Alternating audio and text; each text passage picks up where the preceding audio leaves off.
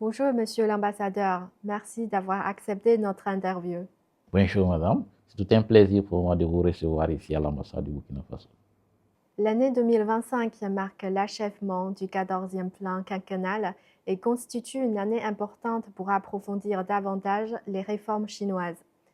Comment appréciez-vous la résilience de l'économie chinoise face aux incertitudes mondiales actuelles et son impact sur la reprise économique mondiale? Effectivement, 2024 a été une année charnière pour l'économie mondiale. Mais la Chine, comme on le dit, c'est l'usine mondiale. Donc, à travers cette dynamique économique, a su faire face aux grands défis économiques durant l'année 2024. Nous avons constaté que sa croissance a eu des phases hautes et basses au cours de l'année pour terminer avec un niveau au-delà des prévisions. Parce qu'au dernier trimestre de l'année 2024, sa croissance a été estimée à 5,5, ce qui était vraiment au-dessus de ce que eux-mêmes, le peuple chinois, espérait. C'est une grande performance. Lorsque la Chine va bien sur le plan économique, c'est le monde qui va bien également sur le plan économique. Donc, tout ce qui se passe en Chine sur le plan économique a un impact sur l'ensemble du monde entier. Donc, ce qu'on souhaite, le fait que l'économie chinoise soit résiliente, ça donne, je dirais, un bonus à l'économie mondiale. Les deux sessions constituent une fenêtre importante pour observer la démocratie populaire intégrale en Chine. Comment interprétez-vous ce concept? D'abord, le concept de démocratie chinoise, c'est je dirais, pour nous, en tant que représentants de pays extérieurs ici en Chine, c'est une école. Cela, c'est propre à la démocratie chinoise, ce qu'ils appellent le socialisme à la chinoise. Donc, c'est un truc qui intègre, c'est-à-dire que c'est participatif. Nous avons toutes les couches sociales qui participent à la prise de décision. Ça, c'est la démocratie à la base. Je crois que c'est une démocratie assez dynamique et c'est beaucoup d'enseignements que nous pouvons tirer de ce processus-là. La Chine s'engage à une ouverture de haut niveau et à partager les opportunités de marché avec le reste du monde. Quelle lecture faites-vous de la coopération économique et commerciale Chine-Afrique, plus précisément entre la Chine et le Burkina Faso? Il faut savoir qu'aujourd'hui, l'ensemble des pays africains ont pour premier partenaire économique la Chine. Ça montre le dynamisme de la coopération entre la Chine et l'Afrique.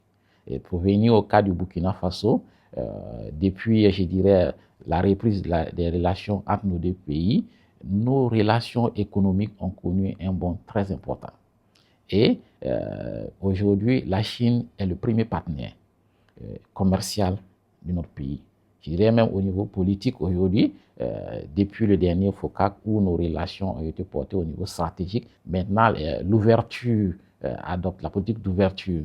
C'est une politique qui permettra aux pays africains, notamment Burkina Faso et autres, de se moderniser.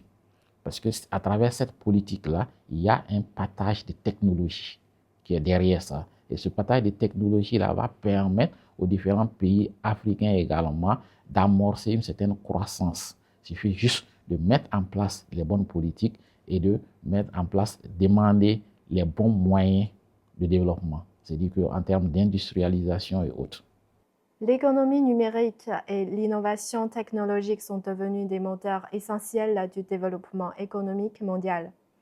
Selon vous, comment explorer en collaboration avec la Chine les opportunités offertes par le commerce numérique? Aujourd'hui, la technologie, comme vous le dites, c'est le vecteur de l'économie mondiale. Vous avez aux États-Unis les Open AI. Ici en Chine, je crois que vous êtes allé même dans ce domaine-là avec les DeepSeek. Au-delà de ça, au niveau du commerce numérique, en Chine, pour des gens qui vivent, et ici en Chine, nous savons très bien la place que ce commerce-là occupe. Avec le développement de l'économie numérique, c'est-à-dire que les transactions financières se feront maintenant de façon numérique et c'est plus sécurisé. On n'est plus amené dans des situations où il y a des, comment on appelle ça, des risques et des mésententes créant des conflits économiques. Avec les plateformes numériques qu'il y a, vous payez, vous faites vos transactions et vous recevez votre marchandise, ça réduit les délais, ça développe un nouveau type d'emploi également dans les différents pays et également ça réduit les déplacements des gens.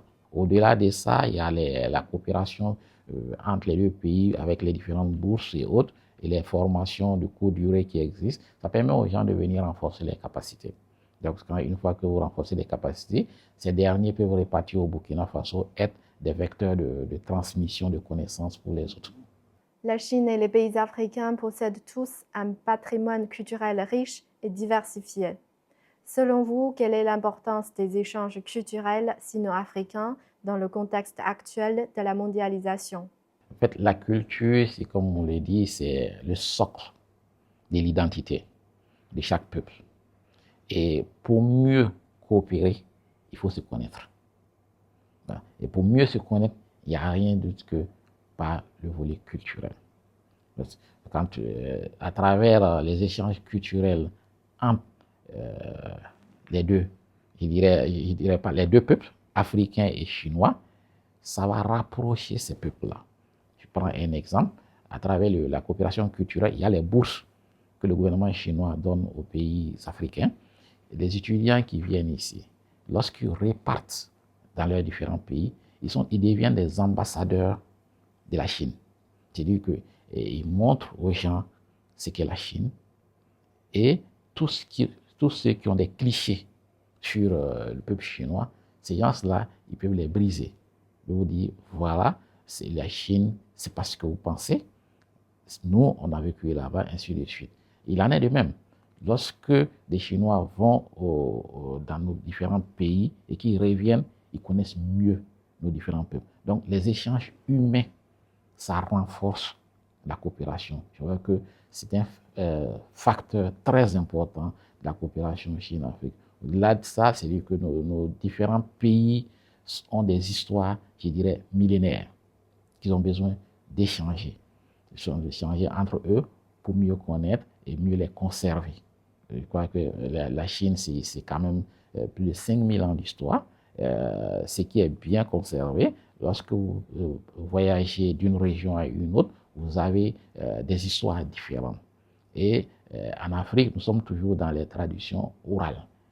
Cette oralité-là, souvent, ça se transmet difficilement. Je vois qu'à travers la coopération culturelle, nous pouvons voir également comment valoriser les anciennes cultures africaines en utilisant, en regardant un peu la façon dont la Chine fait pour valoriser ces cultures-là. L'un dans l'autre, c'est des facteurs qui peuvent amener nos deux peuples à mieux se comprendre et à mieux coopérer. Parce que si vous comprenez que vous coopérez mieux, vous devenez des meilleurs amis. Au-delà même de l'amitié, vous devenez même des frères.